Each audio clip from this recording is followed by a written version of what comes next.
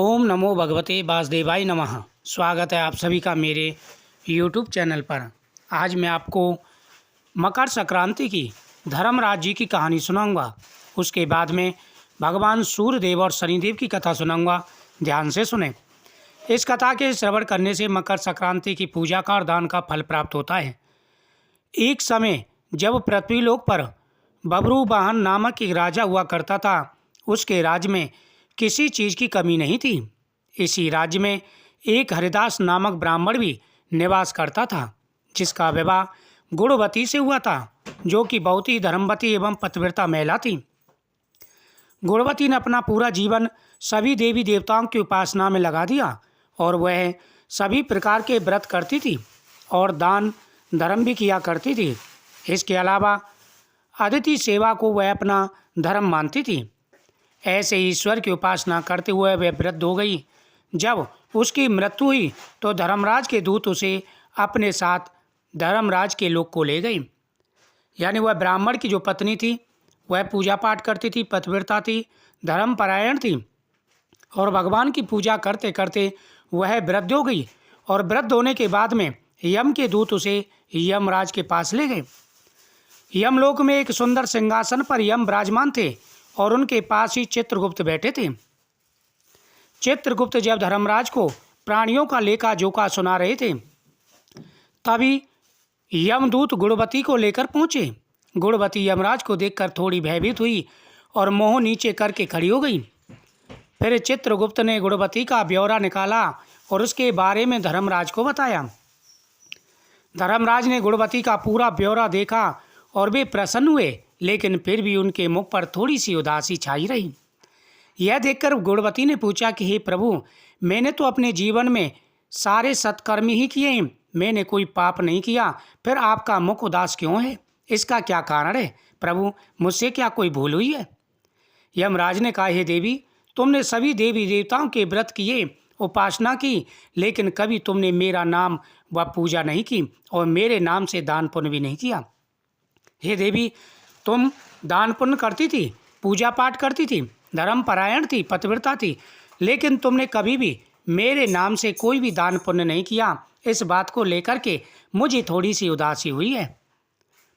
धर्मराज की बात सुनते ही गुणवती क्षमा याचना करने लगी और कहने लगी कि हे प्रभु, मुझसे उसकी उपासना के बारे में बताइए। कृपा करके मुझे ऐसा उपाय बताइए प्रभु, जिससे सभी मनुष्य आपकी कृपा की पात्र बन सकें। मैं आपके मुख से आपकी भक्ति का मार्ग सुनना चाहती हूँ और मेरी कामना है मृत्यु लोक पर वापस जाकर मैं आपकी भक्ति करूँ और सभी लोगों को इस बारे में बताऊँ। धर्मराज ने बताया, जिस दिन सूर्यदेव उत्तरायण में प्रवेश करते हैं, यानी मकर राशि में प्रवेश करते हैं, मकर संक्रांति के दिन मेरी पूजा शुरू करनी चाहिए। उस दिन से लेकर पूरे 1 साल तक मेरी पूजा करते हुए ये कथा सुननी चाहिए। साथ ही मेरी पूजा करने वाले व्यक्ति को धर्म के इन 10 नियमों का पालन करना चाहिए। नंबर 1, धीरज रखना यानी संतुष्टि रखना। नंबर 2, अपने मन को बस में रखना और सभी को क्षमा करना। नंबर 3, किसी प्रकार का दुष्कर्म नहीं करना। नंबर 4, मानसिक और शारीरिक शुद्धि का ध्यान रखना। नंबर 5, अपनी इंद्रियों को बस में रखना, मन को बस में रखना। नंबर 6, बुरे विचारों को अपने मन में न लाना। नंबर 7, पूजा पाठ और दान पुण्य करना। नंबर 8, व्रत करना और व्रत की कहानी सुनना। नंबर 9, सच बोलना और सभी से अच्छा व सच्चा व्यवहार करना। और नंबर 10, क्रोध ना करना। हे देवी, जो भी इस नियमों के साथ में मेरा व्रत करेंगे, उनके सभी प्रकार की मनोकामनाएं मैं पूरी करूँगा। धर्मराज के इन सभी वाक्यों को सुनकर के वह बड़ी प्रसन्न हुई। धर्म के इन सभी लक्षणों का पालन करते हुए 1 साल तक मेरी कथा सुने, दान पुण्य और परोपकार के काम करें। अगली मकर संक्रांति पर इस व्रत का उद्यापन करें। इसके बाद मेरी मूर्ति बनाकर विधि विधान से प्राण प्रतिष्ठा कराकर हवन करें और साथ ही चित्रगुप्त की पूजा करें। काले तिल के लड्डू का भोग लगाएं। इसके बाद ब्राह्मण भोजन कराएं व बांस की टोकरी में 5 सेर अनाज का दान करें। साथ ही किसी जरूरतमंद को गद्दा, तकिया, कंबल, 56 प्रकार के भोग और लोटा व वस्त्र आदि का दान करें। संभव हो तो गौदान करें।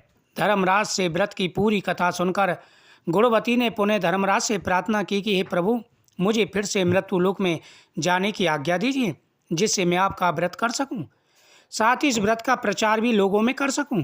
इस पर यमराज ने गुणवती को धरती लोक पर फिर से भेज दिया। धरती पर वापस आकर गुणवती ने धर्मराज द्वारा बताए गए व्रत के बारे में अपने पति देव को बताया।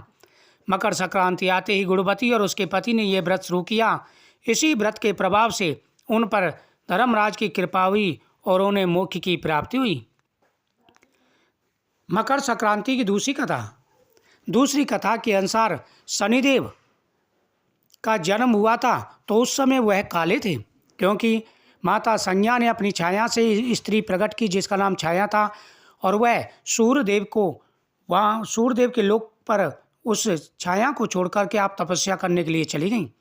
सूर्यदेव को पता नहीं था, उन्होंने छाया को ही संज्ञा समझा था, लेकिन उनके गर्भ से जब शनिदेव का जन्म हुआ तो शनिदेव बहुत काले थे। भगवान सूर्यदेव ने कहा कि मेरा ये ऐसा पुत्र नहीं हो सकता। इस पर माता छाया ने रुष्ट होकर के सूर्यदेव को कुष्ठ होने का श्राप दिया। इससे धर्मराज ने भगवान सूर्यदेव को इस रोग से बचाया था और साथ ही वचन मांगा कि आपको भी शनि की माता से उतना ही प्यार करना होगा जितना आप मेरी माता से करते हैं। शनिदेव ने क्रोधित होकर के सूर्यदेव के घर को त्याग दिया था। माता छाया और शनिदेव कुंभ राशि में रहने लगे, लेकिन सूर्यदेव ने उस घर को भी जला दिया था। लेकिन बाद में उनको अपनी गलती का एहसास हुआ, वह शनिदेव से मिलने गए। उस दिन शनिदेव को पता चला कि मेरे पिता आ रहे हैं, तो सूर्यदेव की खुशखबरी में आगमन की खुशी में उन्होंने काले तिल और गुड़ से लड्डू बना करके वहाँ पर सूर्यदेव का पूजन किया था। तो सूर्यदेव ने प्रसन्न होकर के कहा कि हे शनिदेव, आज के दिन जो भी व्यक्ति काले तिल से पूजा करेगा उसकी मैं सभी मनोकामनाएं पूरी करूंगा। साथ ही तिल का जो दान करेगा जीवन में उसके आरे सारे कष्ट और परेशानियां दूर होंगे, हर प्रकार का सुख और वैभव प्राप्त होगा। तो आज के दिन काले तिल से पूजा करनी चाहिए और तिल और गुड़ का दान करना चाहिए। तिल और गुड़ से बड़ी चीज़ों का दान करना चाहिए। मकर संक्रांति की इन कथाओं का श्रवण करने से हर प्रकार की मनोकामना पूरी हो जाती है।